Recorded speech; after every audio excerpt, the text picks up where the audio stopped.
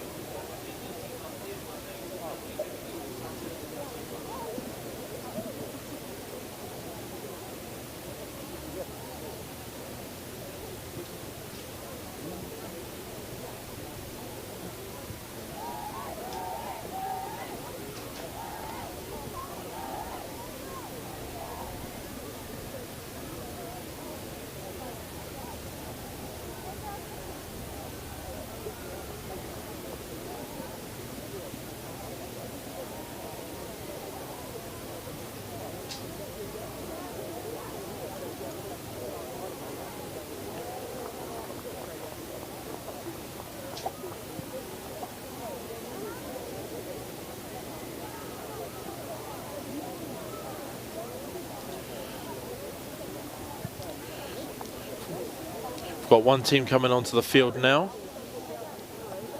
wearing black and gold.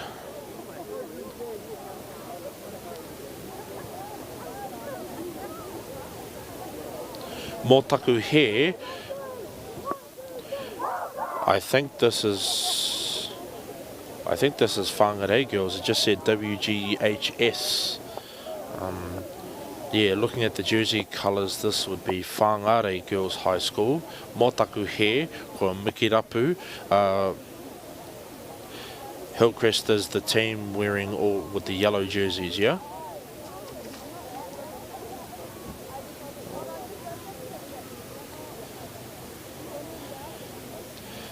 I nai nei kei te mau atu a Hillcrest High School I tō rātou I tērā atu o tō rātou poraka, ko te poraka matu o Hillcrest High, he kahurangi, engari I nai nei kei te mau ngā poraka koura.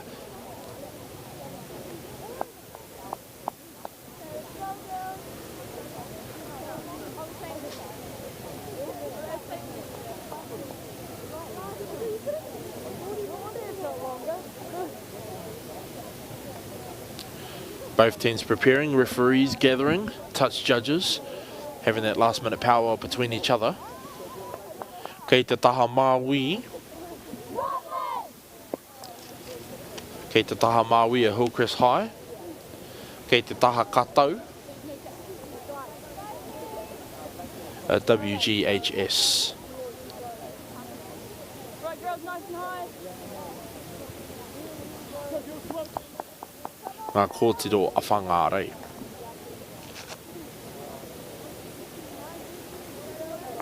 Let's go, come on, from the whistle. Come on, girls, come on, let's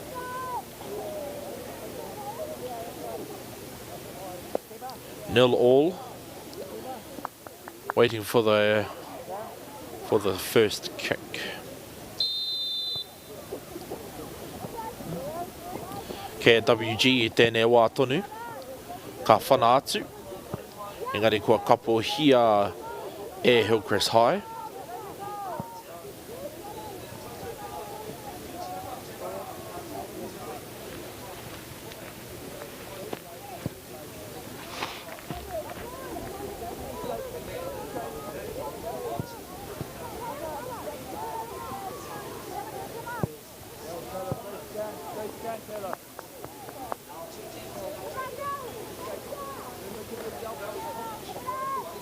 We had 4 games this morning, starting at a crisp time of 9:50 a.m.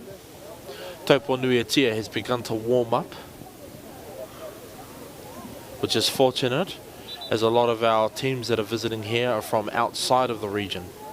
We started off with 32, today we're down to 16, and tomorrow we'll be down to 8.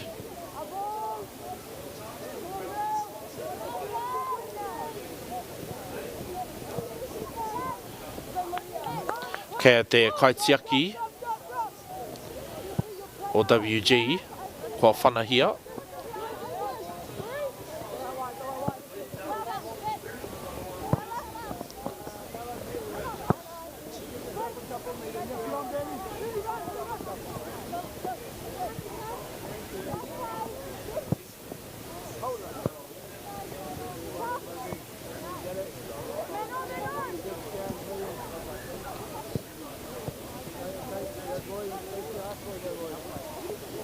He āhua whakamāhanahana te kaha o ngā kapa e rua nei.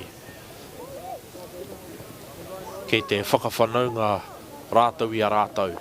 Getting to know each other. Trying to see if they can get past, get through, get in between. These first few minutes, whera I te pōwhiri o te Māori. Ki rungi I te marae Atea. Engari tēnei te marae Atea o te ao Puikiri. E nei miniti tīmata. Koina te pōwhiri o te Puikiri.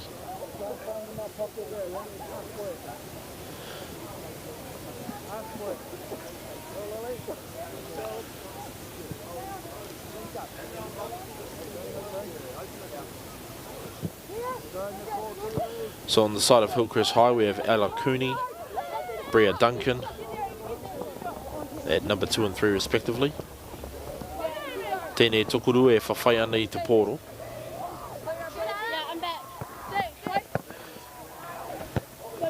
E kahana WG ki te tiaki pai I tō rātau hawhe.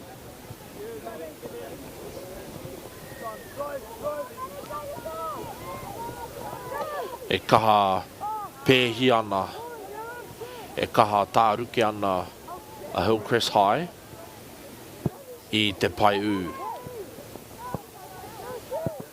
But WG continue to say ka hore.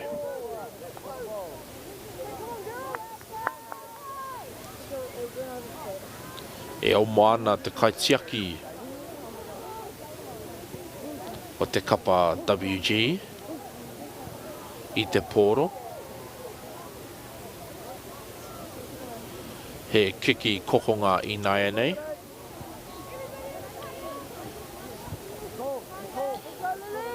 Kea Hillcrest High. Hillcrest High of course being in Hamilton and Whangarei Girls High being in Whangarei.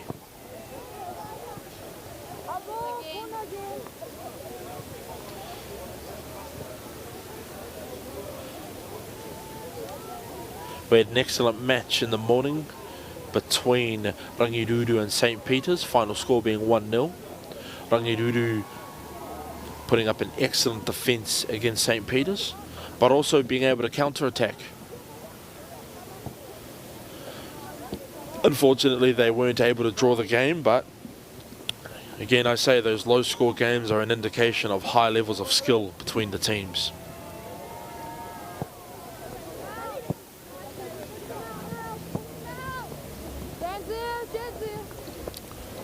Throw in for Hillcrest.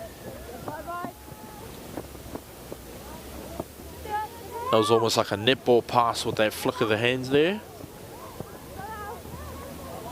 WG trying to get the ball out. Get it into their desired field of play.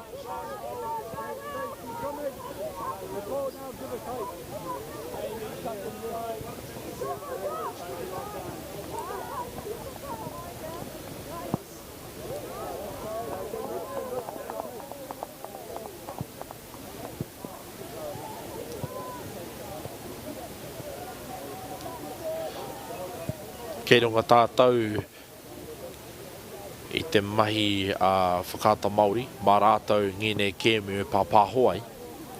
These games are being broadcast to you live and direct from Crown Park in Taupo on Whakata Māori, Channel 5 on your television. And if you're at work and you want to catch it on the low with your boss not watching, turn on that incognito tab, jump onto the Whakata Māori YouTube page, YouTube channel, and you'll see all the games lined up there. Look under the football playlist.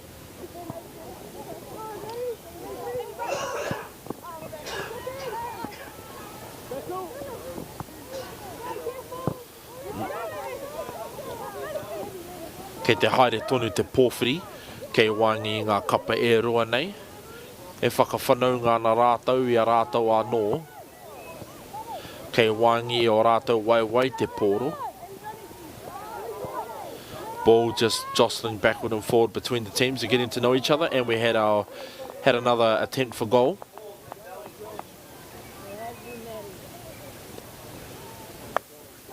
Ko te pātaia, e hei ana WG ki te hoki atu ki te hawhea pai, kia whai piro ai.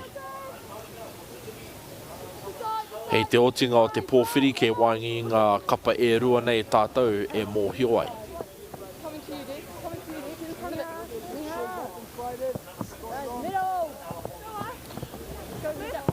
Camera tricks there, I thought that ball was going a lot further, but it ended up just being a short pass to the defenders.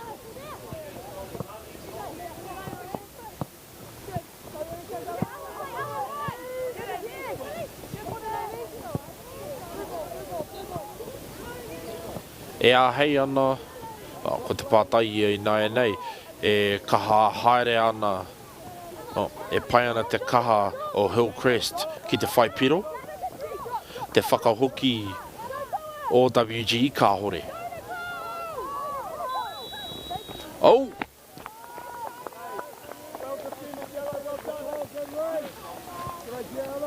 Hillcrest defending their half.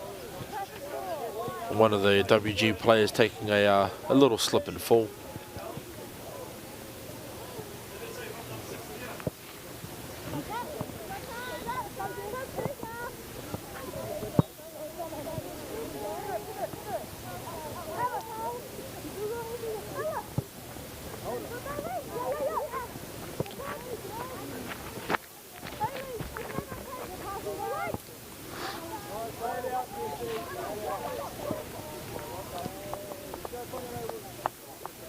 Ball goes out.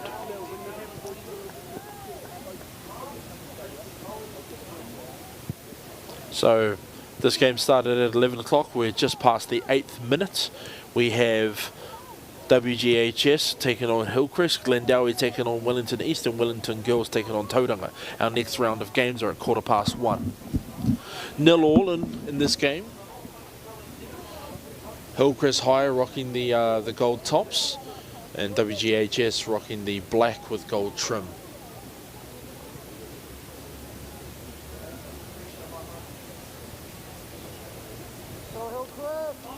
Tēnei te mihi atu ki te ume te kaha o ngā kapa e rua nei, me ngā kaiāwhina katoa.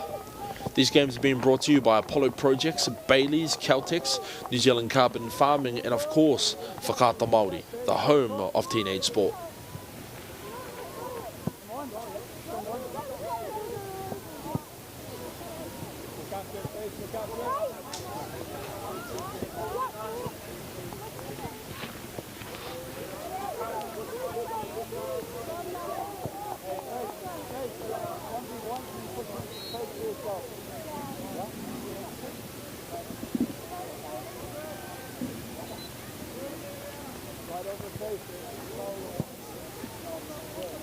Ko te number whitu, tērā.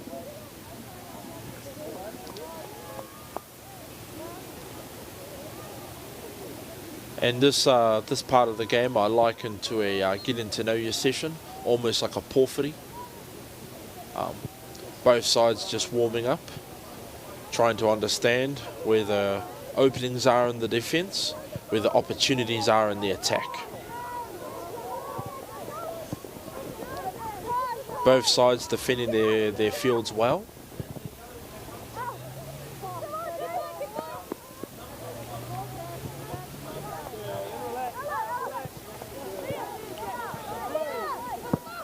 Sorry, I haven't got the player list for Whangarei girls. I've only got the Hillcrest names.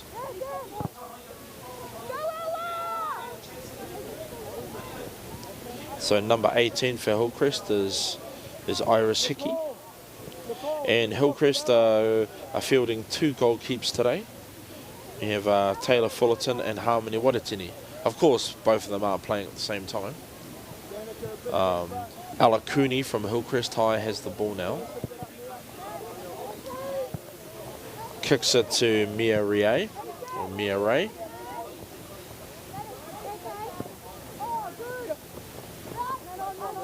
Ball now back to Iris Hickey.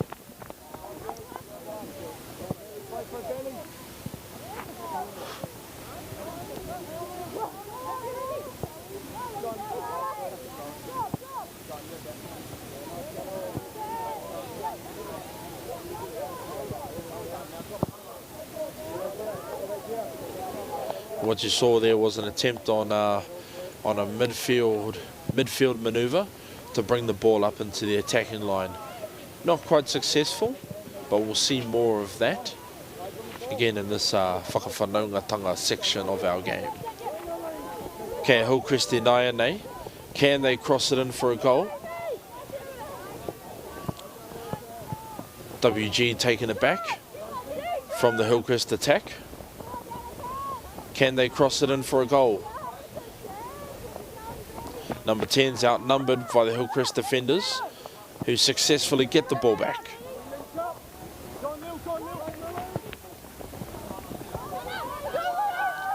Oh, this could be the first goal of the match. Not quite. Well, I'd say the pōwhiri is well and truly over. Both sides have they've gotten to know each other a little bit in the first 12 minutes of the game. And now they've just said pōwhiri's over, hareru's over, we're just in for the win.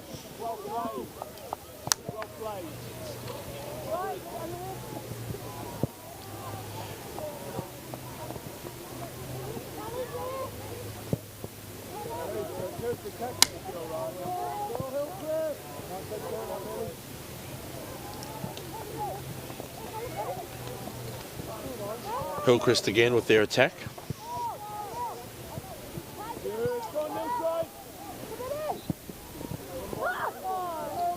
Ball goes a bit wide.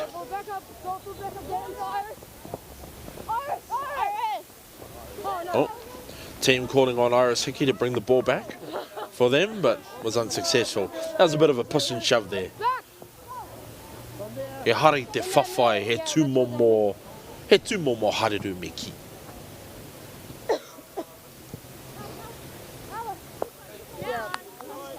Step on it.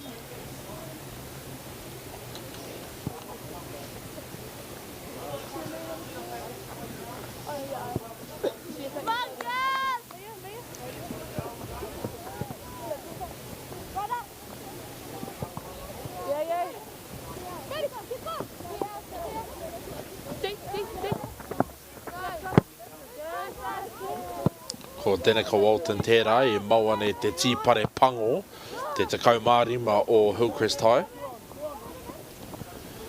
Kei mahui atu I au te nama o te porakara. Kei Jesse Lawler te poro mo Hillcrest High, ngari kua puta ki waho.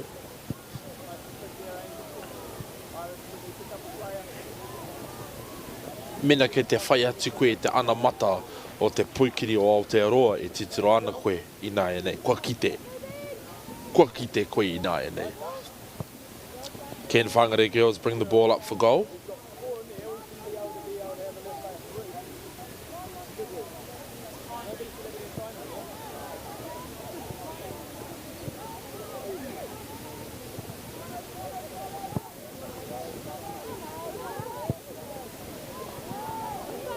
This number 10 on the WG team, she's doing quite well.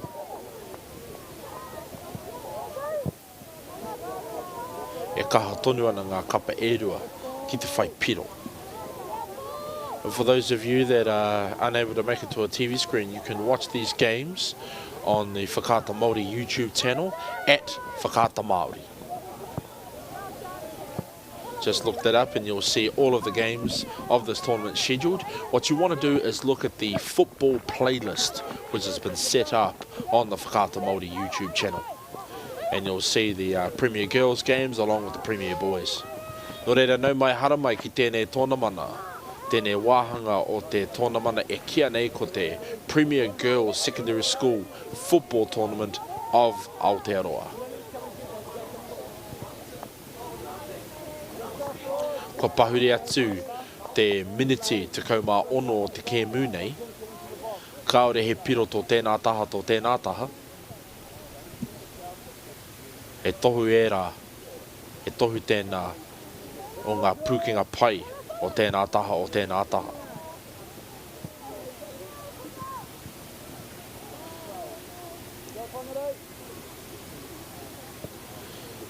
Sounds like a keen father. Go whangarei.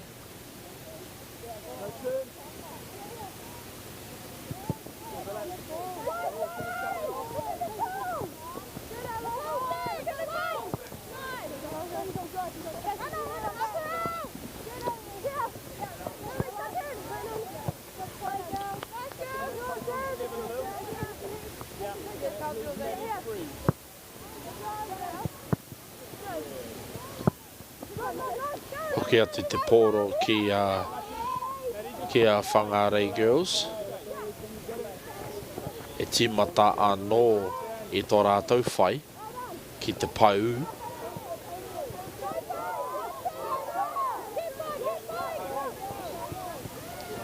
Bit of a jostle, bit of a stoosh, a kafafu. Oh, and our first fall.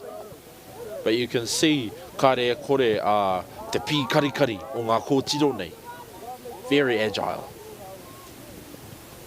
Wow, wonderful. Look at that switch.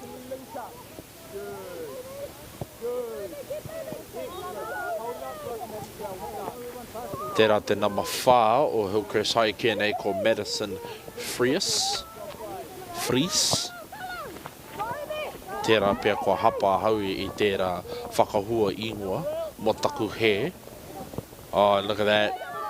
Great defense on the part of Whangarei girls. Not hesitating to get back to supporting the goal. Kaha rika ana. Kaha tere oma ana.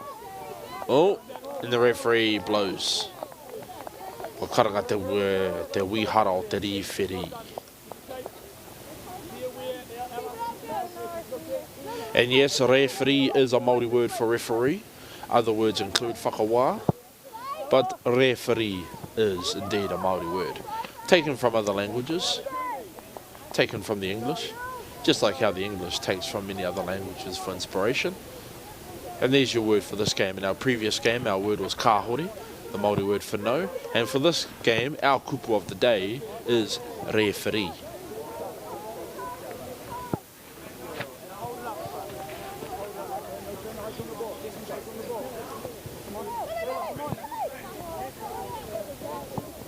Kei te whai anō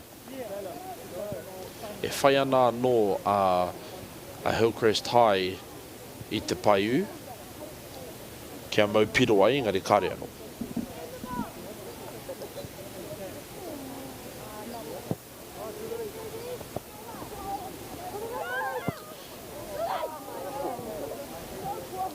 That shot was a bit wide. Taku aroha mo te kaitiaki o whangarei. Kaore he tiki poro kei tōna taha. No reira, mena ka wiwi ka wāwā te poro ka kaha ome ia ki te tiki. Taku aroha mōna. It's the only part of the field where there isn't anyone to grab the ball for the goalie. Every other corner inside is covered except for that corner.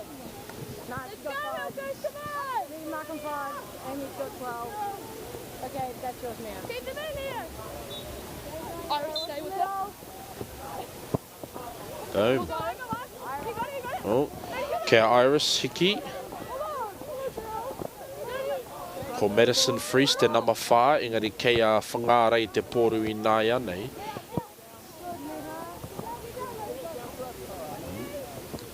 E whai atu ana te nama iwa, ara a Lily Brazendale.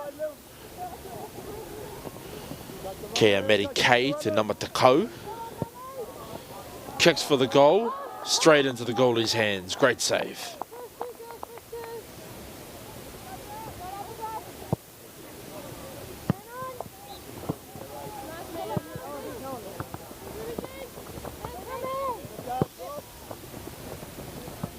Atu i te wainga, i te papatakaro wainga, ki te whakamutunga, ka tai ka rere ki waho.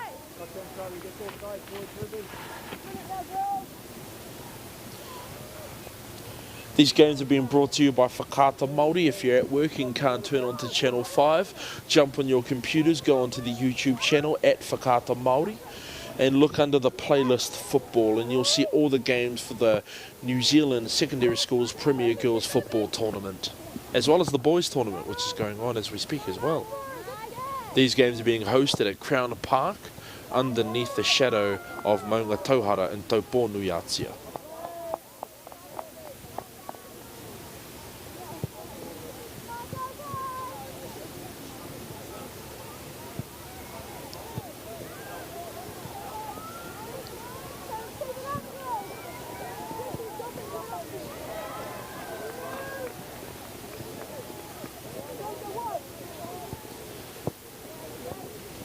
Whananoa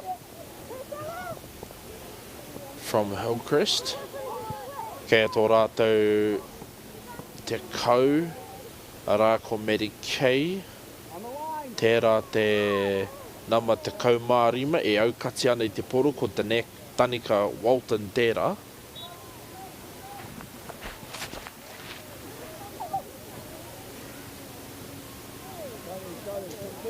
And both sides are equally matched at the mo. Neither of them yielding any points. No quarter given, no mercy given, but both sides holding the line.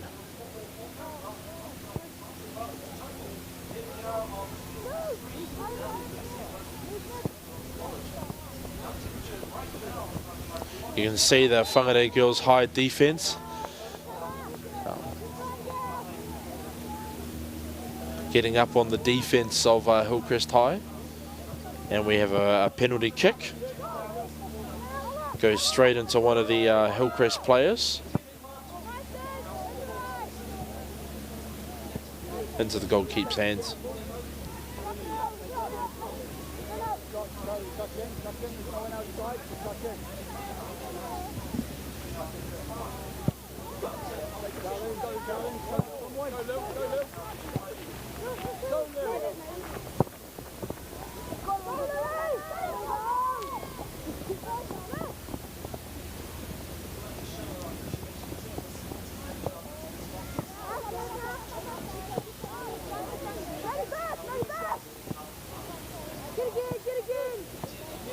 And that's Iris Hickey and Maddie Kay again, trying to crowd on the Whangarei girls defenders.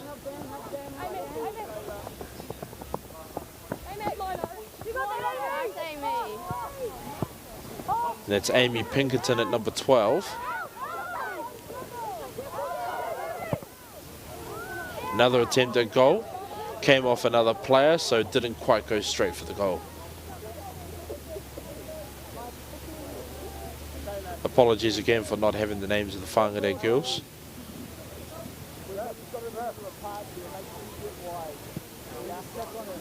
Tata ki te miniti 25 I naia nei o te hawhē tuatahi o te kēmu kei wainga I a Whangarei Girls High, Rawa ko Hillcrest High. Kei Whangarei Girls, kei Hamutana a Hillcrest High.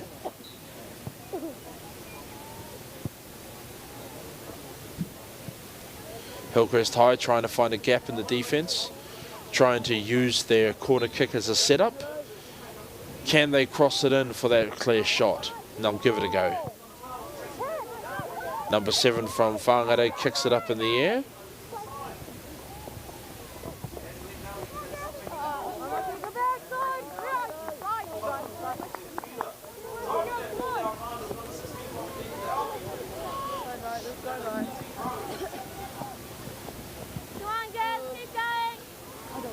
Now that the Porphyry's over, each team is now just trying to find a way in. Both teams equally frustrating each other's efforts. And there was Maya Ray at number 16 who pushed for that out. Amy Pinkerton at number 12. Both players trying to use their physicality to crowd on the whāngarei players. Not quite pulling it off though.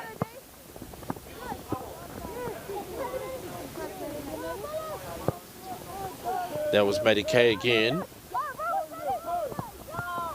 Oh, straight into one of the Whangarei girls. And Whangarei girls will block that attempt at goal. Can they do it again? And straight into the goalie's hands. Great save. Ko kapo pai e te kai kapo. E te kai mau e te kai tiaki matua o te pau.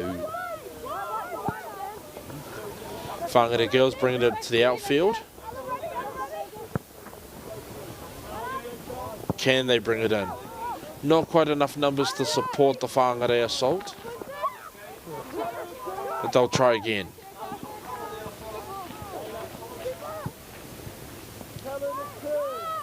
Referee takes the ball.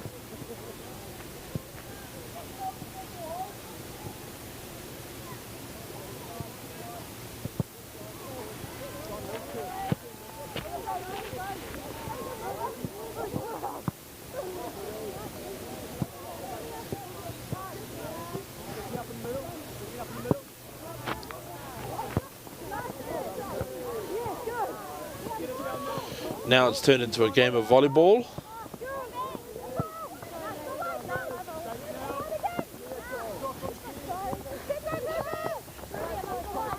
Nice save. Oh. And that little exchange ended with Amy Pinkerton bringing the ball out.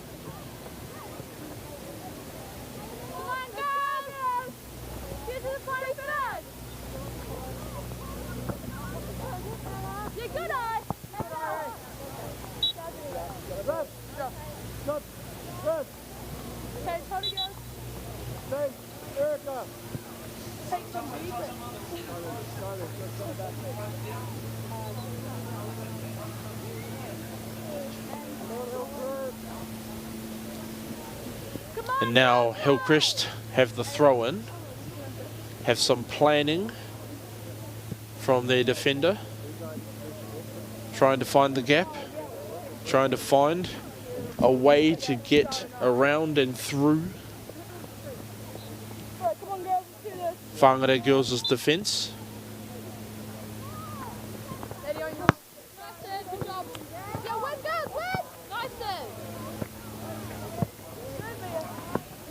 These girls are more than willing to turn the game into a game of volleyball.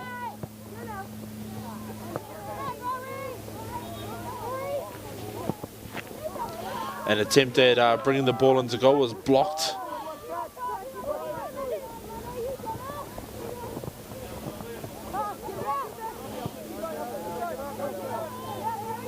And Lily Brazendale and Maddie Kay trying to press forward.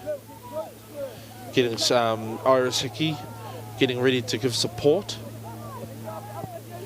Maddie Freese waiting for that ball. Oh, and we had an attempted header for goal. Just missing. This will bring some much needed relief to the side of Whangarei girls. Mia Ray trying to get the ball. Maddie Freese trying to get the ball. Amy Pinkerton trying to get the ball. And that amazing number 10 just slipping through the lines, getting the ball. Not enough numbers to capitalise on that though.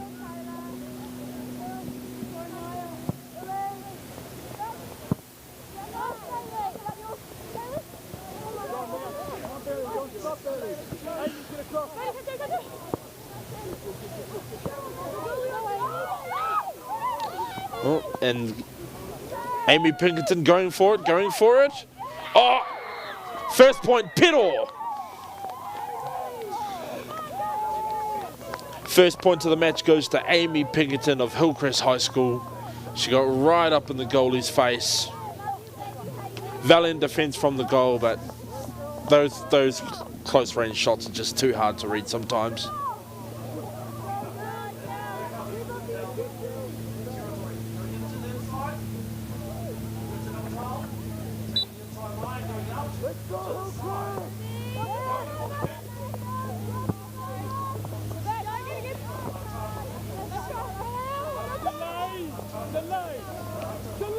Again, that brilliant number 10 from Whangarei girls, slipping in, around and through the defence of Hillcrest High.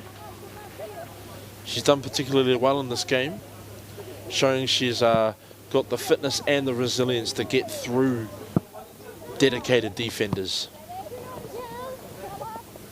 Here she goes again.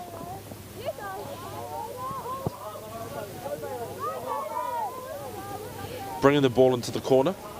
Hillcrest High may elect to kick the ball out. That's Rowan Giles, number 13.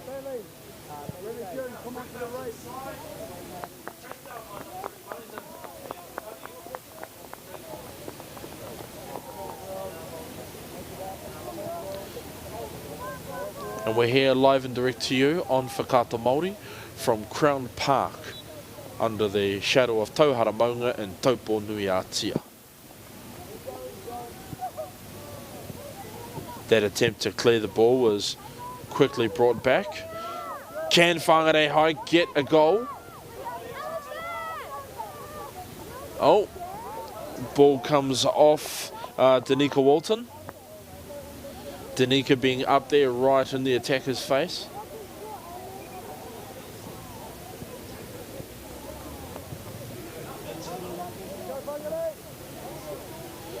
Corner kick to Whangarei.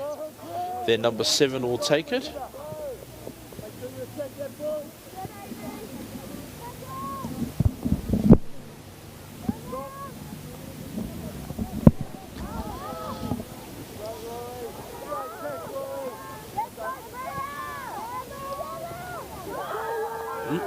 And Hillcrest High have the ball. Bringing it up fast to the goal line. Passing midfield. This being, I think, Lily Brazendale, number 9. She got blocked by the brilliant Whangarei girls' high defence. Whangarei trying to bring it back into their desired half. Hillcrest not giving up. That brilliant number 10. Quick number 10 from Whangarei. Managing to steal the ball. She's up against Mia Ray. Oh.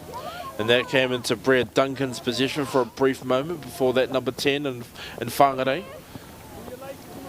tried to wrestle it back. Number 2 from Whangarei. Let's see if she can get the ball up. She managed to... Amy Pinkerton being crowded out there. And Brea Duncan trying to grab the ball. 21 from Whangarei. Can she get to the desired place? And that ball goes out. He tohu ene o ngā pūkenga papairawa atu o ngā kapa e rua nei, tuatahi ko te kura, ko te kāreti o ngā kōtiro o whāngarei. Kei tērā atu taha te kura o Hillcrest High. Tērā te kai tākaro te kau o whāngarei. Tērā nanakia. She can outmaneuver her opposition with ease, and we have the number 2. So brilliant moves on the parts of both teams, trying to jostle for supremacy, trying to vie for position. You can tell they've practiced hard, they've trained hard, and at the moment they're equally matched. Kei pō he tātou ko te iti o ngā piro, he tohu o te ngoikore o ngā kapa e rua nei, e kahore, e he ana, e he. Mena ka i te ake ngā tauranga i te kēmu futu pāoro puikiri, he tohu ena o ngā pūkenga papairawa atu. Goalkeeper catches the ball again.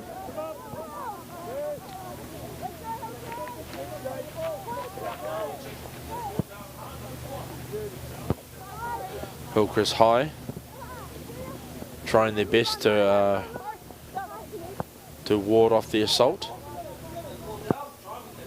That was Iris Hickey at number 18. Here we have Lily Brazendale. She'll cross it back in, straight into the goalkeeper's hands, and she catches the ball. Great save. So both sides showing that, one, they can shoot for goal, as well as crossing it in for a closer shot.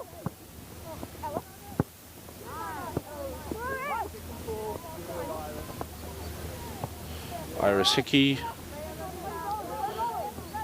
Brea Duncan, back to Iris. Oh, Iris takes a slip.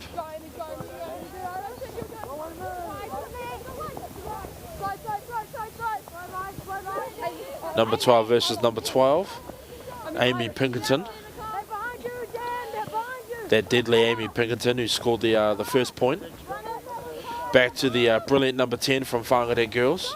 I wish I knew her name. She's an incredible player. Number 5 of Whangarei Girls. She's always been ready to take the ball during the match. Coming up against Alakuni. Alakuni being number 2. And it's Danica Walton with the black tea pare at number 15. There's another word for you guys that are learning today on Māori, tea pare, meaning headband. So te tea pare pango, black headband. Danica Walton wearing the black headband at number 15 for Hillcrest High. Kia whāngarei te pōru ina nei, ka whiua kirota.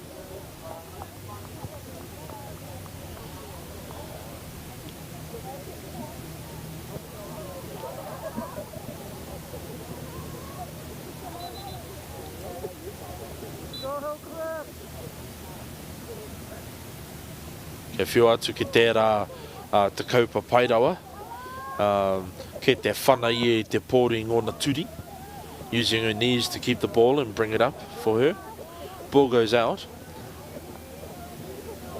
We're coming up to the close of the first half. Ko tahi ngā piro, o ko tahi te piro o Hillcrest High, ki te korea ngā piro o Whangarei Girls. 1-0 to Hillcrest. Now, try and get the ball out. Back to Danica Walton. And then to Amy Pinkerton. Brea Duncan at number 3. Trying to set it up for Lily Brazendale. And she attempts that goal. Oh.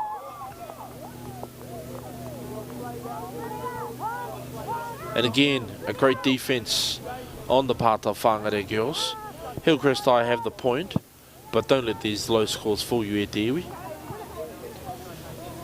Kua tuki mea rei te pōro. Karangatu te wihara o te referee. There's another kupu for you, for those of you that are joining in. Referee, yes it is the Māori word for referee. Other words include things like whakawā, as in a judge. but the referee is still he kupu Māori. Whangarei taking the free kick. Rowan Giles at number 13 crowding the ball. She's got one heck of a throw-in. Look at that. Oh.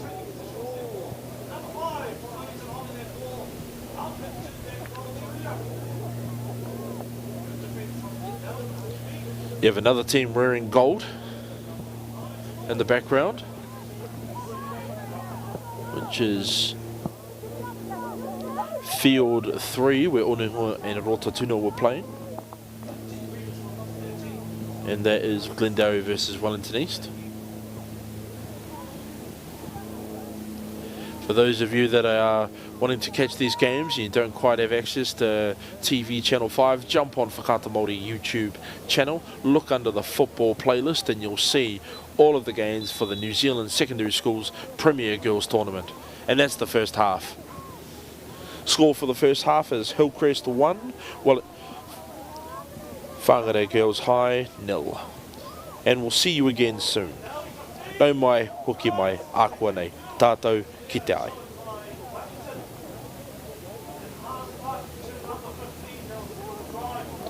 Ka kite.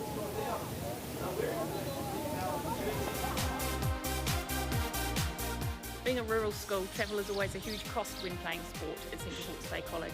With the funding from Apollo projects, we've been able to lower travel costs to allow more students to participate in secondary school competitions. Where families have more than one child participating in sport and participating in more than one sport, the financial impact can be huge.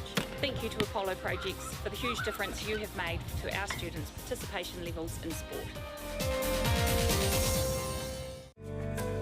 It's a big thank you to Apollo Projects for providing the funding to have Apollo run this program. Not only for us, but all the other schools, it makes a big difference to get some kids more active. The funding from Apollo has been spread across 14 team trips this year. It's been a big help to them, and they're really appreciative of Apollo for being able to provide it for us. Okay. Yes. Okay. Yeah. This isn't about long-distance calling, technology, or living overseas. Do I have one more bid? Thank you. We're going to go once. We're going twice. And we are sold to the Kiwi phone bidder from Manchester. It's about Bailey's finding buyers that others can't.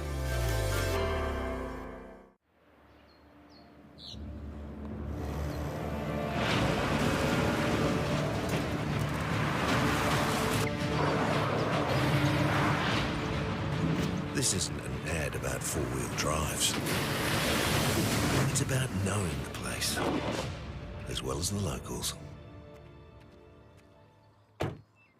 You found the place. That's a good start. Built by my great-grandfather 20 years ago. No time to fluff around today? No worries. Just swing into Caltex and pay for fuel with Pay an App to speed on through. Ooh, yeah. Feels good. Use it at your local participating Caltex. Want to catch a fuel bargain with Caltex and Supergold? Scan your Caltex app, Flybuys or Airpoints for 6 cents off per litre with Pumped. And show your Supergold card for an extra 2 cents off. Ah, feels good. I just want to thank New Zealand Carbon Farming for taking the initiative and supporting schools like ours. It's really important they have that outlet to come to kura for another reason other than curriculum, and for some reason in our water our kids just breathe sport, and having that resource here makes life that much more enjoyable and they can keep doing what they're good at. Having this funding, being able to use it specifically targeting sport is hugely beneficial. So sponsorship from New Zealand Carbon Farming has been fantastic for our sports teams actually who went away to tournament week.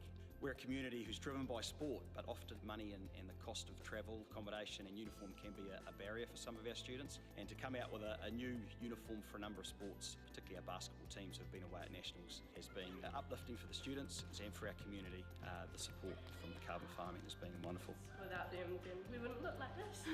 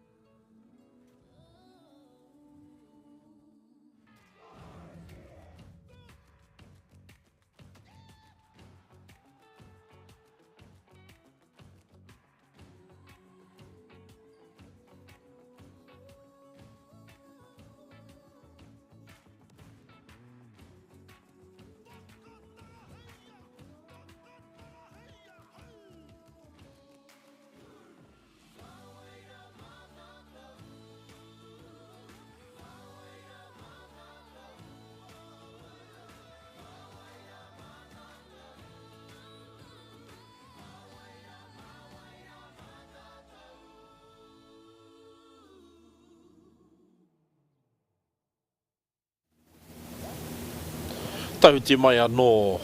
Tēnā koutou ko tō tangata tēnei a Bronson Pere te kōrero ana kia koutou I runga I a whakaata Māori. Kei te pāka o karauna tātou I tēnei wā tonu, Crown Park, underneath the shadow of Tauhara Maunga here in Taupo Nui Atia. This is the second half of Whangarei Girls High versus Hillcrest High School in Hamilton in the New Zealand Premier Girls Football Tournament.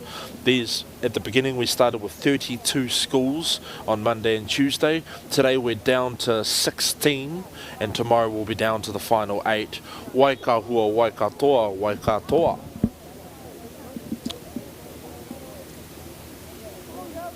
And this first half was a brilliant jostle between the two teams. Only 1 point yielded in that half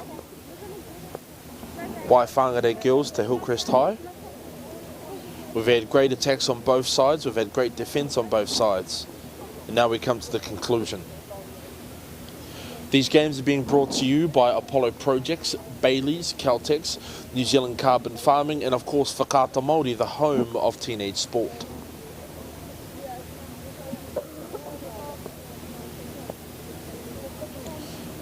Waiting for the referee to start things off. It's a warmer day since yesterday. Sun's always been shining throughout the tournament, but that winter nip of Taupo Nui Atia has kicked in on Monday, Tuesday and Wednesday, and today's a slightly warmer day. Hillcrest High carry on with their attack, trying to slip in past Whangarei High's defence, Whangarei Girls High School defence. Oh, we had a bit of a bump there from Mia Ray.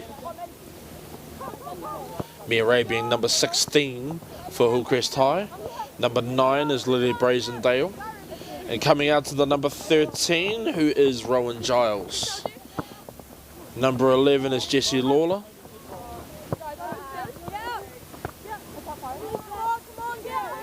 And that brilliant number 10 from Whangarei Girls High.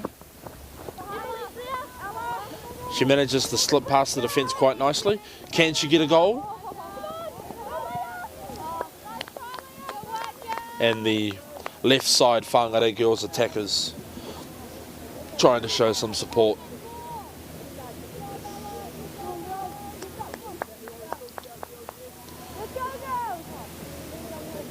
Hillcrest High have a free kick now.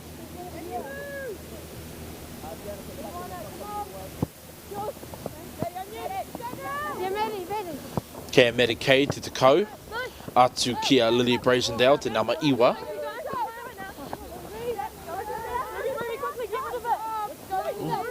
Oh, and the ball goes out.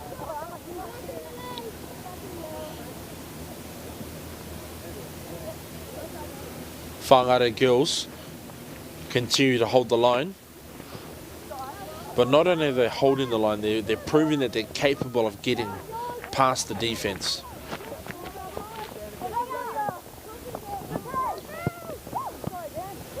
And here we have another instance trying to get it out to their brilliant number 10 from Whangare Girls. And that, Jessie Lawler trying to hold herself up, and we have the number 13 from Whangare Girls accidentally falling. Coming back to Lily Brazendale, number 9. Madison Freeze at number 4.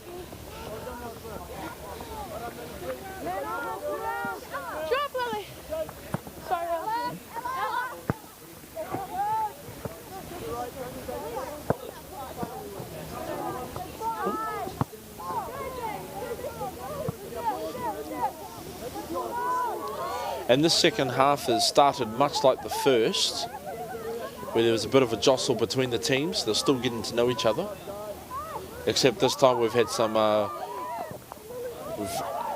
both sides have shown that they can slip past the defences. But still a bit of to and froing throughout the teams for now, as they try and re-establish momentum and rhythm for the second half.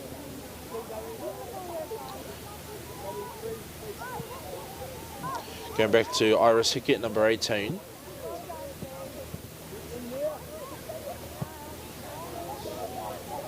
And Amy Pinkerton at number 12, who scored the first point for Hillcrest High.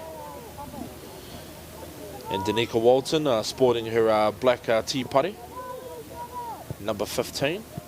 Cross, and comes back into the hands of the goalie.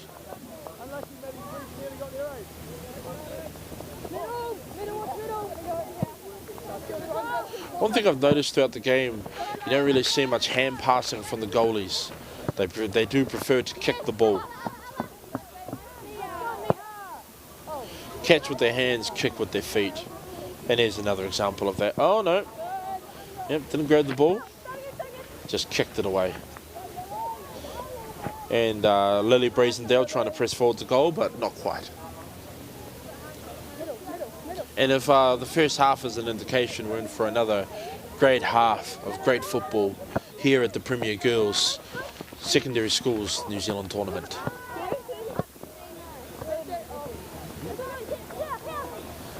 Kei te tekoma toru I nai anei.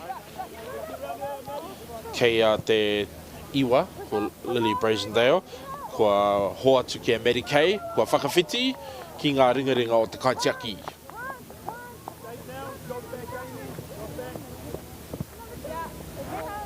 Again, goalie with a preference for kicking. I noticed that, again, not much throwing on the part of the goalkeepers here, or kicking. Iris Hickey positioning to give support to her teammate, and ball comes back to Maddie Kay. She kicks, trying to get through. I think that was Lily Brazendale. And their brilliant number 10 on the side of Whangare. She'll be trying to, I thought she was going to try and slip past the opposition. But she set up a nice pass. Oh, body on the line, and Iris Hickey, I think she took a ball to the tummy.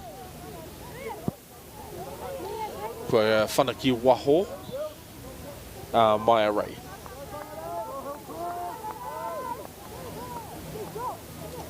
Passing the 5th minute onto the 6th minute of the second half. Kei a tērā nama tekau o Whangarei. Oh! The girls of Hillcrest High not hesitating to throw their body in defence to block a pass. Maddie Kay trying to get the ball.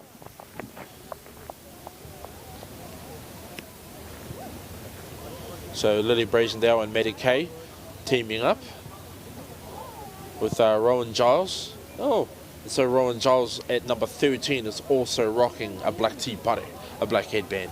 So we've got Danica Walton, number 15, and Rowan Giles, both rocking the black headbands. Oh, a bit of a push there to Lily Brazendale as she was trying to slip past with the cross. Successful with that. And then, Iris Hickey trying to get the ball. But Maya Ray Maya Ray and Danica Walton trying to gang up to get position. Ball comes in through to Alakuni. She kicks through, trying to find some help, and Danica Walton is good for it. Yeah, Danica Walton trying to manoeuvre the ball, comes back into the possession of Whangarei Girls, and they're brilliant number 10. Oma haere ana ki te tiki te poro. Oh, kua whana. Yeah. Whangarei Girls replying with a big boot of their own, trying to set up their attackers. Not quite successful, and the ball rolls into that corner where no one wants to sit. And yes, while the sun is shining, the shade is absolutely useless. Do not sit under the shade in a winter's day in Taupo Atia. These games are being brought to you live and direct on Whakaata Māori, on Channel 5, and in case you can't get to Channel 5, open up that YouTube browser, go into your Google Chrome, click on that incognito if you're at work, and go into YouTube, type in Whakaata Māori, and you want to look at the football playlist, and you'll see all of the games of the New Zealand Secondary Schools Premier Girls Football Tournament. Kea tērā nanakia, nama te kau, o Whangarei Girls High, pāhi atu ki tana hoa, te namarua. Oh, kea Hillcrest te Naianei, te kaumārua, Amy Pinkerton. Amy Pinkerton being the one who scored the first point of the match. Hoki atu, ko Madison Freeze tērā in number 4. Haere atu a Danica Walton. Me Amy Pinkerton, tērā te kaumārua. Nara ki arawa.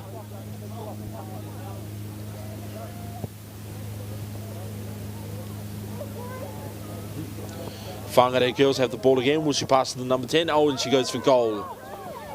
Oh, no, not quite an attempt for goal. She saw that there were some support there and she was trying to set up that play. Not quite.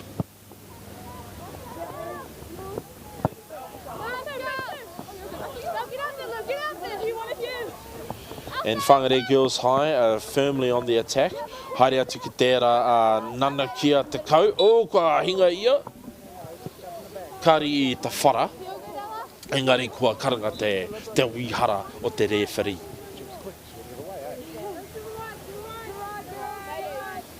I tēnei wā tonu e whai whakaro ana mātou I ngā kai tautoko o ngā kēmu nei. O tira Polo Projects, Baileys, Caltex, New Zealand Carbon Farming, and finally Whakaata Māori ko te kainga tūturu o ngā hā kina rangatahi.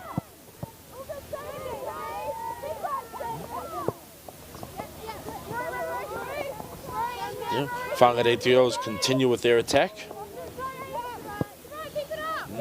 Ball's back in the possession of Hillcrest High. Oh, we have a tērā nana kia te kau e pehi atu ia Medicate te kau. Te nama te kau o Hillcrest High.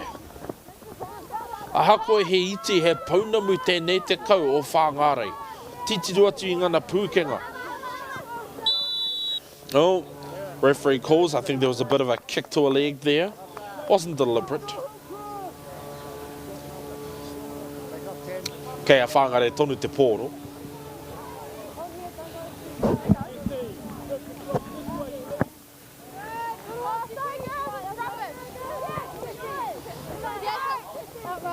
Oh!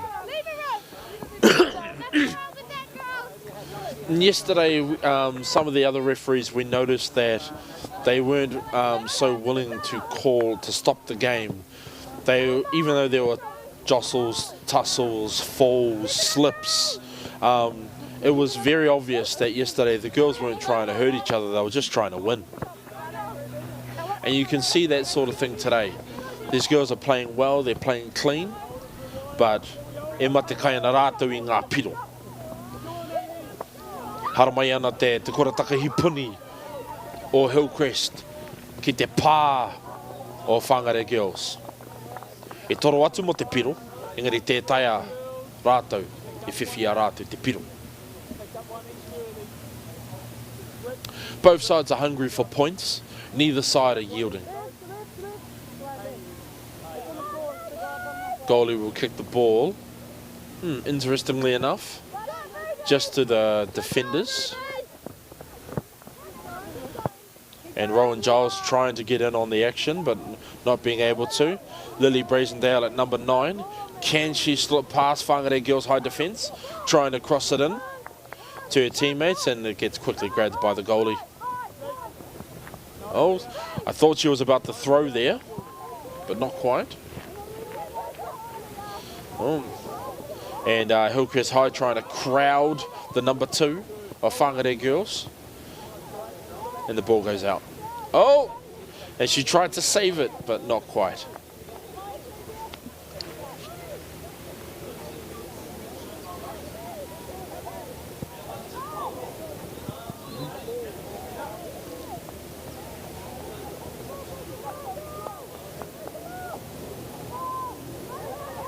Ball goes to Iris Hickey. And she takes it out to Mia Ray. And again, rocking the black tee putty. I think that was Danica Walton at number 15. And finally they say, get out of here. Get out of here. Koina te whakatau o Whangarei Girls i te mate kai a Hillcrest High mō ngā piro. Get out of here. E kaha tonu ana te haere o te kora takahipuni o Hillcrest High. Kua hinga tētahi. Koira te nanakia nama te kau o Whangarei Girls High. Aha ko te maha, te toko maha, te toko iti rānei o ngā kai tākaro. Ka pī karikari ia. Ka peke peke ia i runga i te papa tākaro.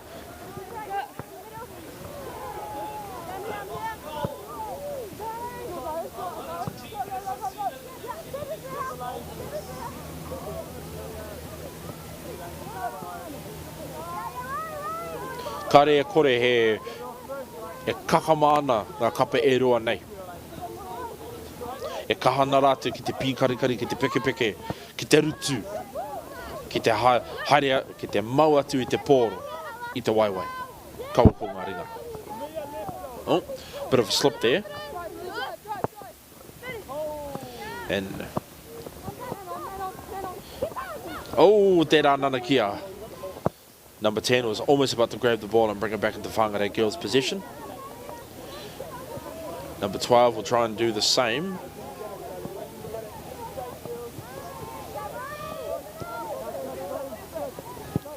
And what you're seeing here on the part of Hillcrest High, the girls are continuously trying to crowd the players of Whangarei Girls. Individually, the Whangarei Girls are playing very well, but they get crowded out. Now let's see if we can get some further results. Oh, could this be the setup we need? And the ball goes into that deadly corner where there's no one. You have nobody who wants to sit in that corner. Yeah, none of the school kids, none of the parents, nobody wants to sit there. So when the ball goes in that corner, there's no one else to go and get it. Every other corner of the field has someone sitting there at least to do something, but not that one.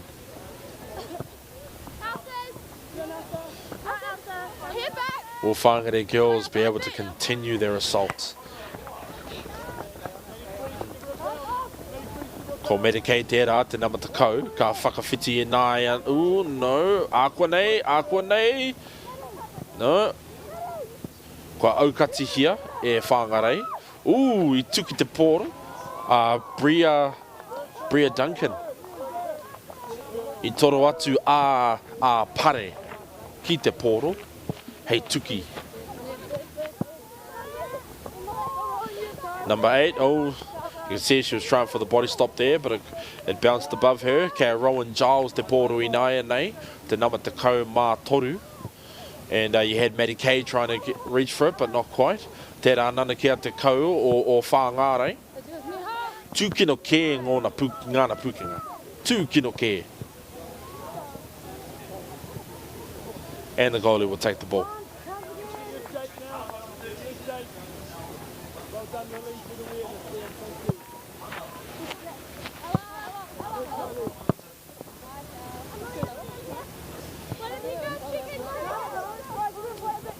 Oh, I think that came off Rowan Giles.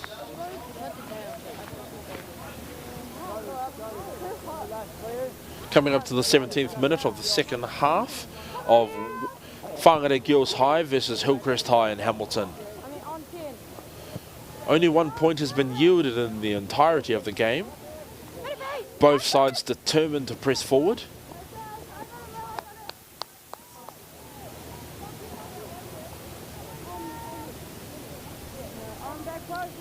Mā meri kei te poro FU.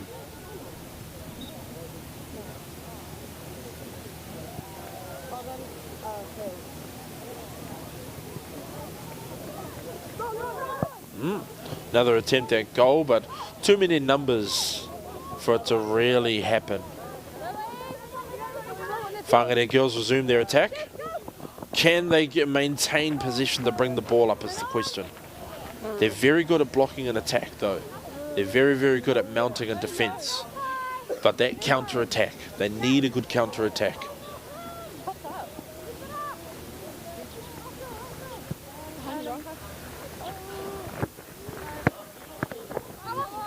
Kei te nama takau.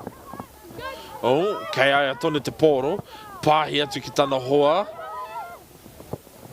Oh, kua whana te kaitiaki ki tērā kokonga ngaro. I've named this corner the lost corner of the field because no one wants to sit there. Nobody cares. The closest thing that they've got to a friend on this side of the field is our microphone and of course our ever steady touch judge. But he's not there on a spectator fashion. Whangarei Girls try to bring the ball up. Slip past the goal and is there? Oh no. Can the number 2 bring it back in for another attempt at goal? Oh, not quite. Engari me mihi ka tika. Me mihi ka tika ki te kaha me te u o ngā kapa e rua nei. Au kati ana ngā tima e rua. Pēhi ana ngā kapa e rua. Both teams have an incredible attack, an incredible defence. Pressure it. Can we win it? Free kick. Oh, I thought Whangarei was going to get that.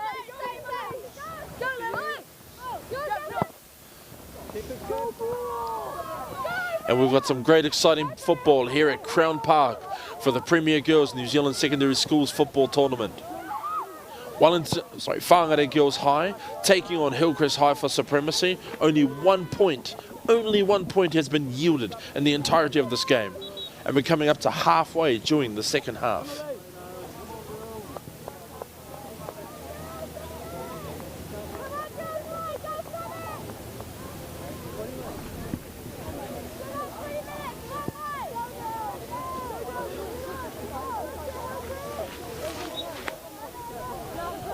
Kick from the goalie, takes it to her fellow defender.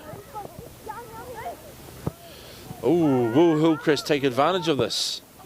Tērā nana kia te kau, kua whana ia I te poro, ki te hawhi pai, mō Whangarei Girls.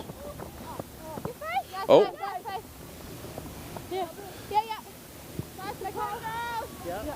And so on the Hillcrest High side in that corner you have number 2, Alakuni, sorry. Number 9, Lily Brazendale.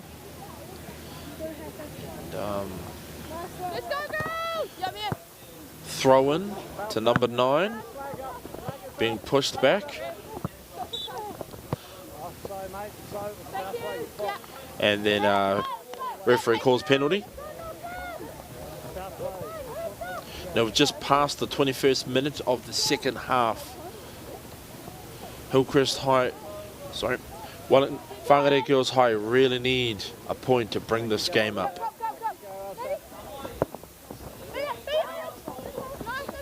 Oh.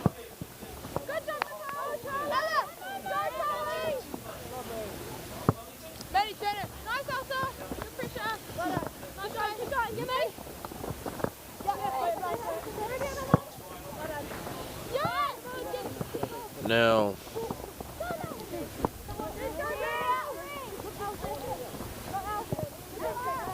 kei te nama takau, pēhi ana ki te pai u. Do we have a goal? No.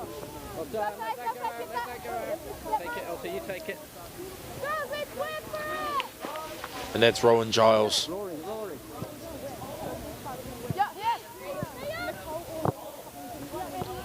Not too sure the markings on Rowan Giles' leg, so I don't know if that's some safeties, some health strapping. Might even have the semblance of a tatau. Brad Duncan trying to bring the ball up to Madison Free at number 4. Across. Oh no, that was an actual attempt at goal. Hit the side net.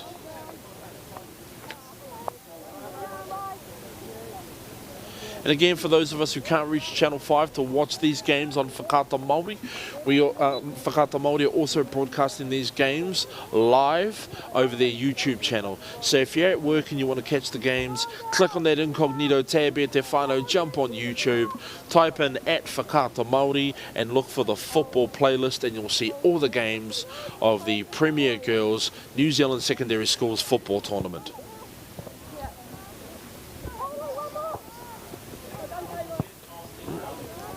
Rowan Giles trying to press forward.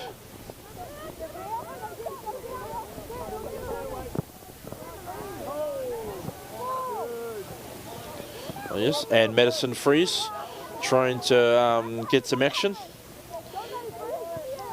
But the Whangare defenders aren't having a crumb of it. We had another attempt of goal that coming bouncing off the sides.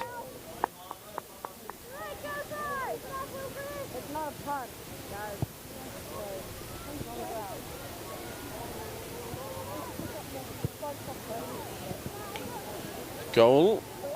Goalie going to kick. Not too sure where that ball was trying to go. There we go, another attempt at goal. Caught. Easy save from the goalie. Now we're coming up to the 24th minute of the second half, roughly 16 minutes to go. Ko te pātaia e kaha ana a Whangare Girls High ki te whai piro hei whakaoritirite I ngā tatauranga. Can we get another point? Can we get another point to even it up? Caught by the goalie.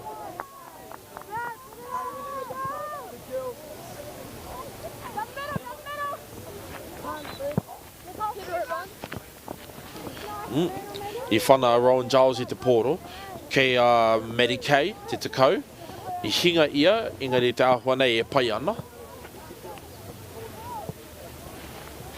E rere atu a Madison Free te poro, engari tētai ia te toro. Ia Brad Duncan te poro, kei Madison anō. And you saw the Whangare Girls defence trying to crowd out Hillcrest High. But slowing down is okay at this point of the game. Oh, kua tuki te poro.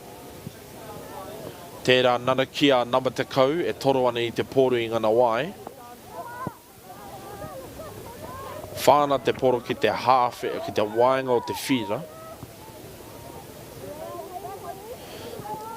Ke Hayley Cutler te poro, te nama tua ono o Hillcrest High.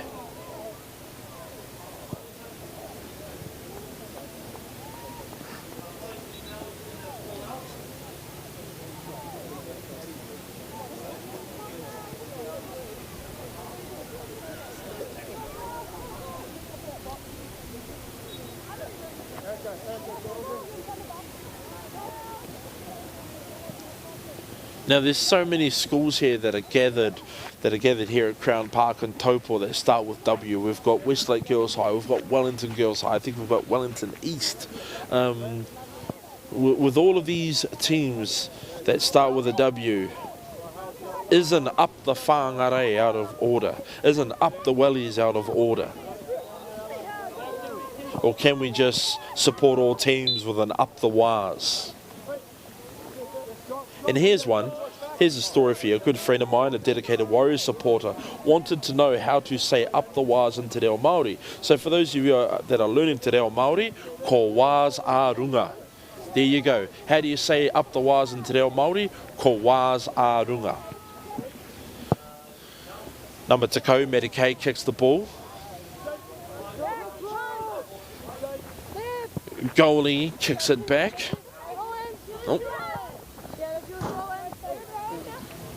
That looks like Rowan Giles. Yes, Rowan Giles again with the ball. Takes it to Lily Brazendale. And now Maddie Kay has it. Tries to pass it to Hayley Cutler. Doesn't quite get to where she wants. Number 8, Emily Williams tries to get the ball. And again, Hayley Cutler up and on the action. Hayley Williams again. Emily Cutler takes it back up to field. Madison Free getting in there. And coming back to Emily Williams. Will she be able to get the ball into the desired half? And it bounces off the number 2 for Whangarei Girls High School. E tēnei wā tonu kua pahuri atu te miniti 28 o te half e tuarua. 32 ngā piro ngā miniti kei te toi. Not sure what that was. Kei a tērā nama te kau, tērā nanakia o Whangarei Girls High.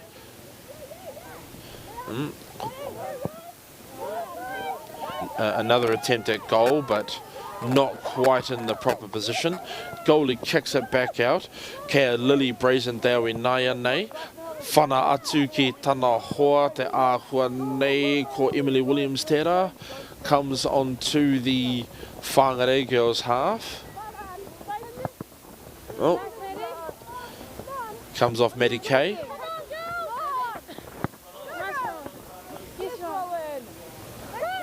So yes, you know, you've heard people say up the wires. Well, what I'm going to say, because yes, my mum's from Taupo, but my dad's from up north, so I'm going to say up the fars.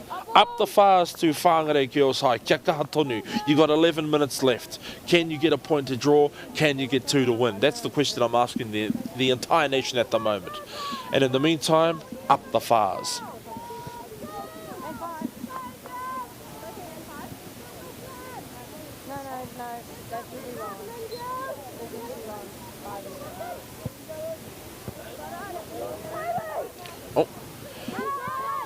Hayley Cutler jostles for position. Rowan Giles in support. Ball goes back out again.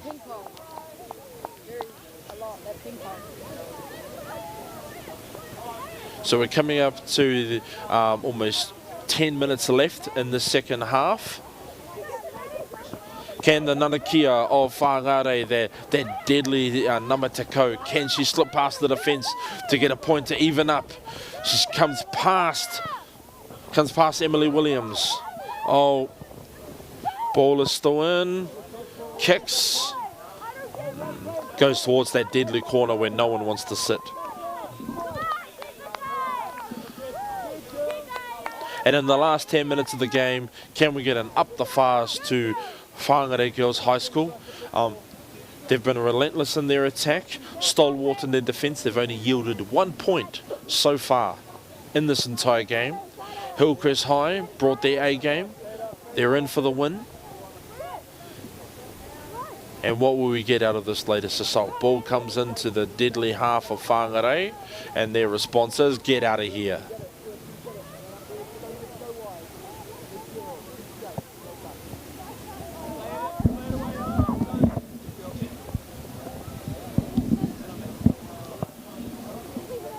And when I say up the fars e te whānau, kāreo e te kōrero, kāreo e te ki, up te whāwhā, e kore, up the fars, me tautoko, tātou, ngā uri o te nota, I te tima o te nota, and the ball goes over. Ball goes over te paiu, saved by gravity. Oh, and again, okay, I may have to, I think I'm going to have to change my stance on the deadly corners. I thought there'd be some people walking past this half of the field, but I can see the goalie had to go all the way out and grab the ball herself. We're coming up to 32 minutes in the second half of Whangarei Girls High versus Hillcrest High. Ko te pātai ia I puta mai I nai nei, e kaha ana, e āhei ana, Whangarei Girls High, ki te whai piro, hei whakaorite-rite I ngā tatauranga. Can they get 1 for the draw? Can they get 2 for the win? Up the fars.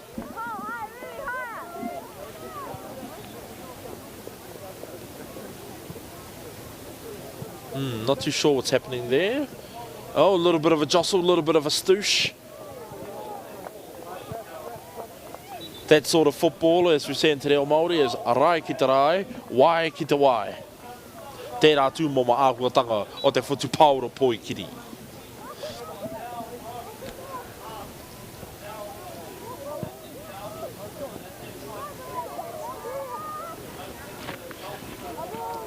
Now it's up the girls. There you go. For those, if you're wanting to know a way to cheer, if the boys are up, then the girls are up as well. So it's up the girls, or in the case of whangare girls, it's up the whās. Kia kaha whangare. Ki te whai piro.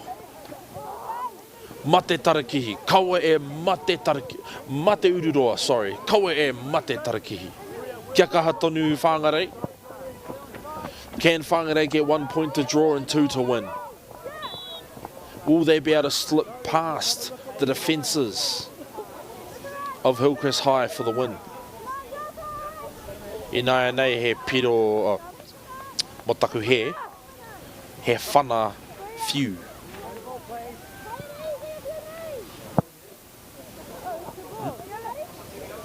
And is that what Hillcrest needs to set up for another point?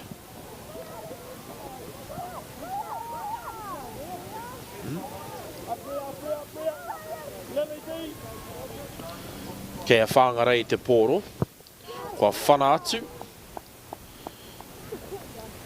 And we're coming up to the 34th minute of the second half of Whangarei Girls High versus Hillcrest High in Hamilton.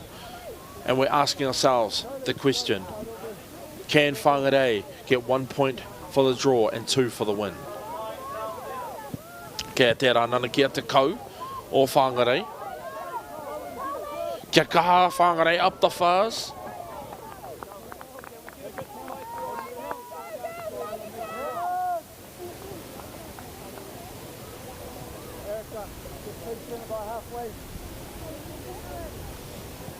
Whangarei can't afford to be slowing down the pace at the moment. They need to step up the rhythm, they need to dominate the momentum. They've got just over 5 minutes to get another point.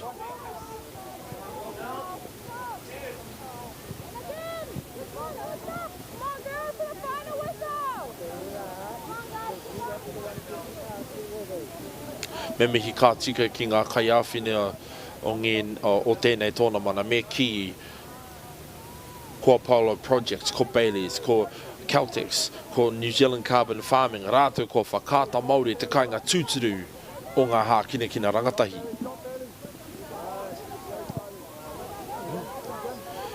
And number 8, yes, that's Hayley Williams, managing to slip up the sideline a bit. Getting support from Maddie Kay at number 10.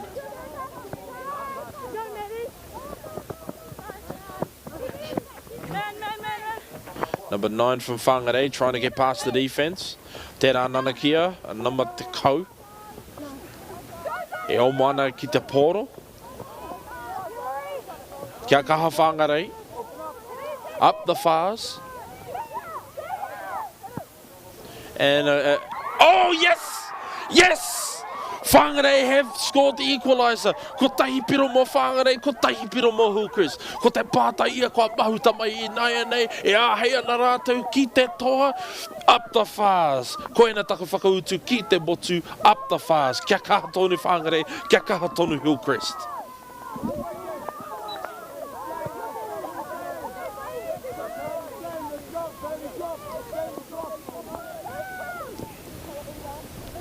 Kia kaha tonu ngā kapa e rua.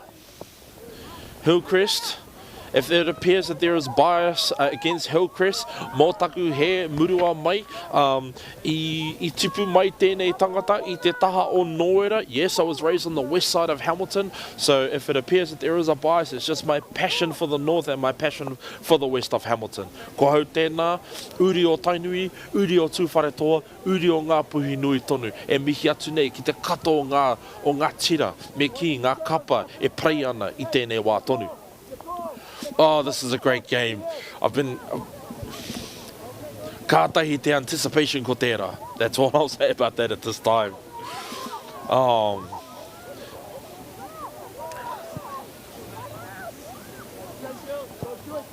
Kia kaha tonu, up the fars. Kia kaha tonu, Hillcrest. Kia kaha tonu. With less than 3 minutes to go, kua mahu tamai te tino o ngā pātai.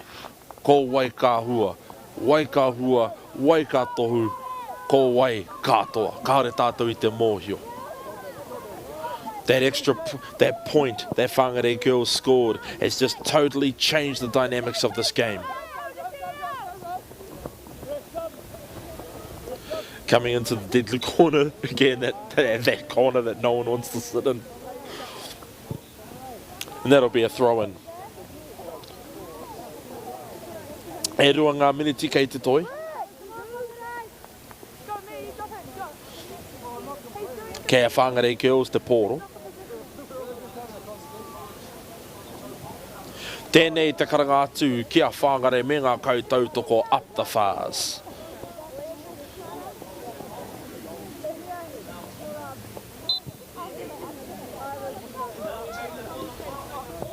Tērā te nanakia te kau o whangarei.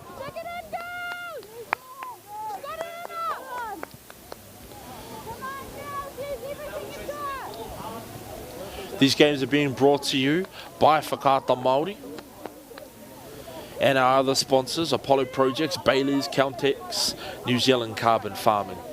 And for those of you that can't catch these games on number 5, if you're near a computer, if you're at work and you want to listen to the games or you want to watch them on the sly, open up that incognito tab, go to YouTube and type in at Whakaata Māori. You'll find the channel there and you'll want to look at the football playlist and you'll be able to catch these games of the New Zealand Premier Girls NZ Secondary Schools football. Ka tonu ana te whawhai, ka tonu ana te ngana, tū te ihi, tū te wanawana o ngā kapa e rua nei. Kaore rātou mo te tūohu, aha ko te piki, aha ko te heke, aha ko te aha, e kaha tonu ana, o te rā tērā nanakia, nama te kau. This has been great football, great football. And now that we are at a draw, whangarei, if they want to, they can just keep on kicking the ball out for the draw. If they're unable to change the momentum in their favour, they can do that if they want.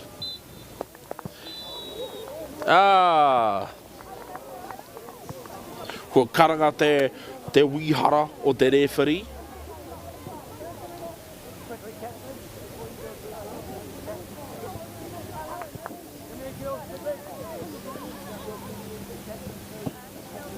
Te āhua nei ka puta mai te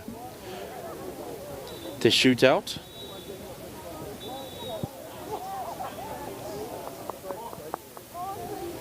It appears that we're going to have a shootout to break the tie.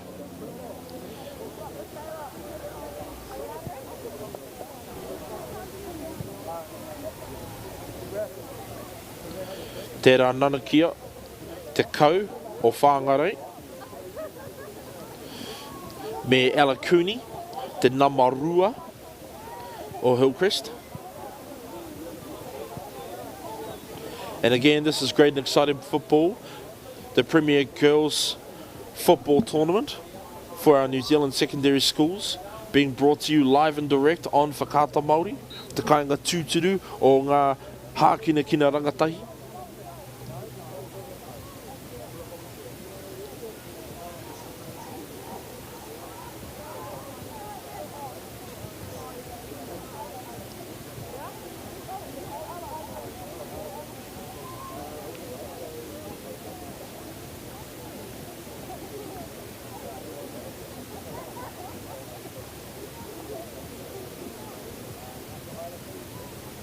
Ke te hui ngā kapa e rua. Ke te whakarite-rite. Mo te wāhanga. Ko te reo tū, ko te reo ora. Ko tiro hipa. Ko tiro kāri te toa.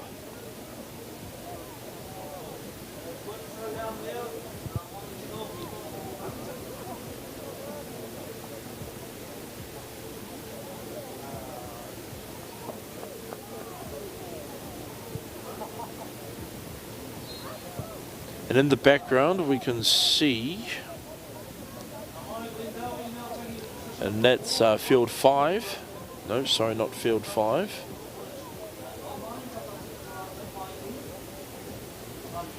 That is Glendowie versus Wellington East. And I think they're just wrapping up now. No reire e te iwi, kei roro tātou e te maru o tō tātou maunga e tū tau wharawhara ara, tau wharawhara ana.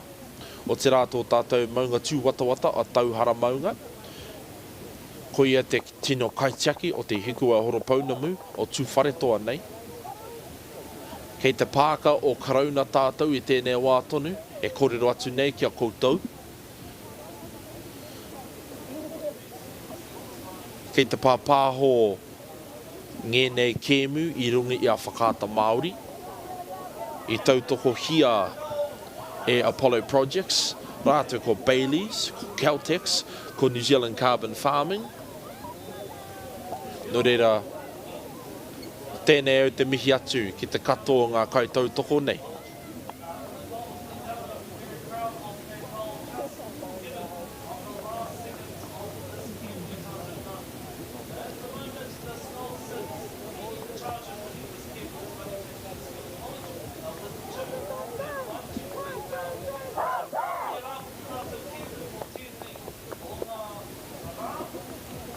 Kei te hara mai ngā tira.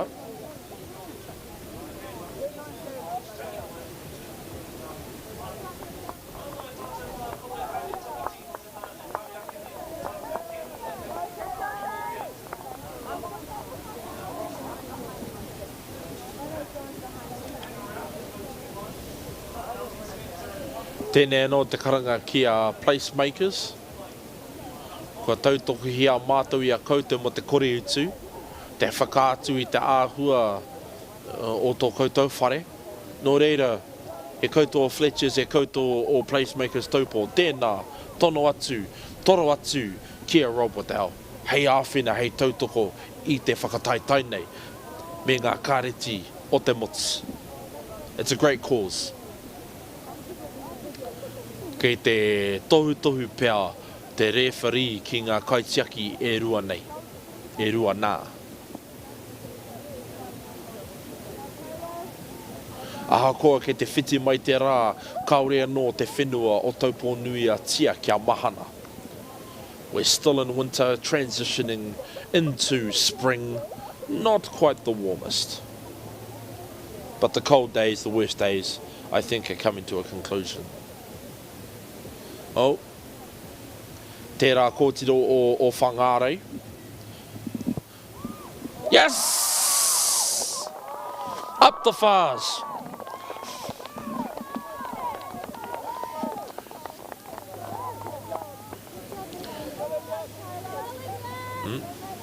Kei te tū mai te kaitiaki o whangārei, ko Mia Ray te kaumā ono o Hillcrest. Nāna te pōro i nā ianei. Whana Piro! E rua. Ko te he ki waho o ngai Māori, ko te e rua. Ingani tōna tikanga i nāia nei, e rua ngā piro kei tērā taha, e rua ngā piro kei tērā atu taha. Tū mai anō a Whangārei Girls High. Kia kaha whangarei, up the fars. Whana Piro! E toru ngā piro ki te taha Whangārei, e rua ngā piro ki te taha Hillcrest High. Hoki mai nei te kaitiaki o Whangārei Girls High, te kura kōtiro o Whangārei. Kei Maddie Kay o Hillcrest High te pōro i nāia nei.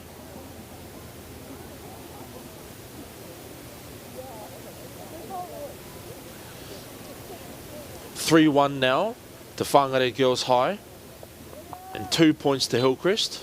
It is now 3-2. Whana!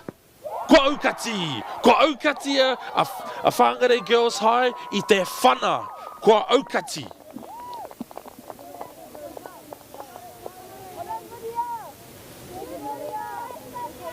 It's still 3-2 to Whangarei Girls High.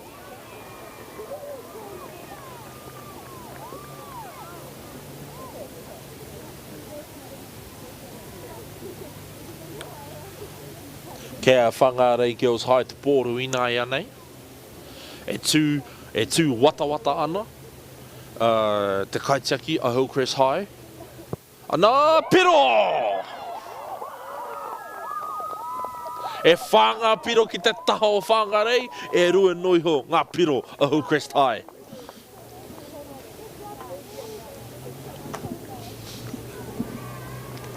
Kei pō he koutou ngā te tauranga, e whanga piro ki Whangarei, e rua noiho ngā piro a Hillcrest High.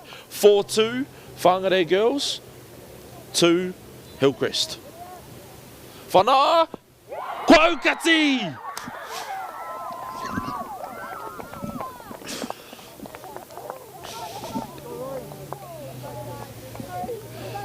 E tū mai nei, te kaitiaki o Hillcrest.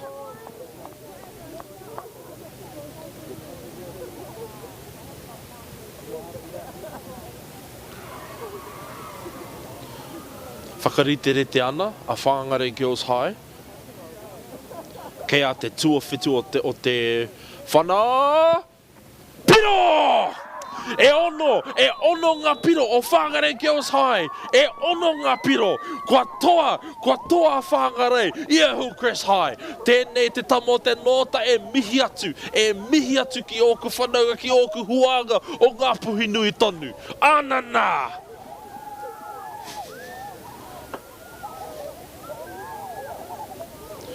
And the actual full score is 5-2. That's 5-2. Whangarei Girls High, Whangarei Girls with 5, Hillcrest High with 2.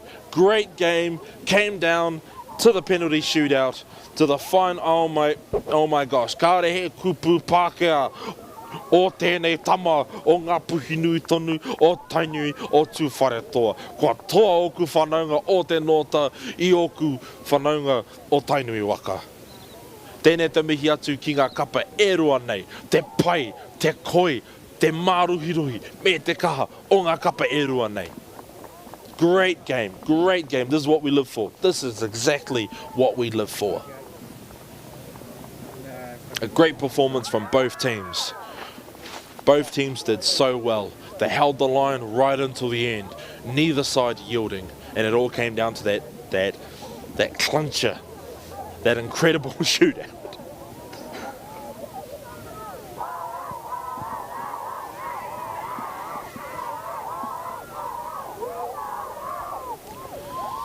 Tōna tikanga e nāia nei e ngā puhi, me whakaako koutou I tētehi haka. Kia āhei koutou te haka I mua I ngā kēmu. Nō reira tēnei mātou o whakata Māori, e mihi atu nei kia koutou.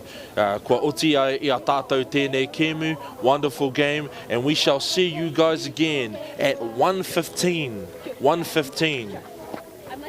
And I'll be commenting on the Mount Albert versus Barradine game. My colleagues will be commenting over the Epsom versus Maclean and the Takapuna versus New Plymouth games. Nō reira, aku mihi atu kia koutou, ākua nei, tātou ki te anō, have a great afternoon. Kia ora tātou.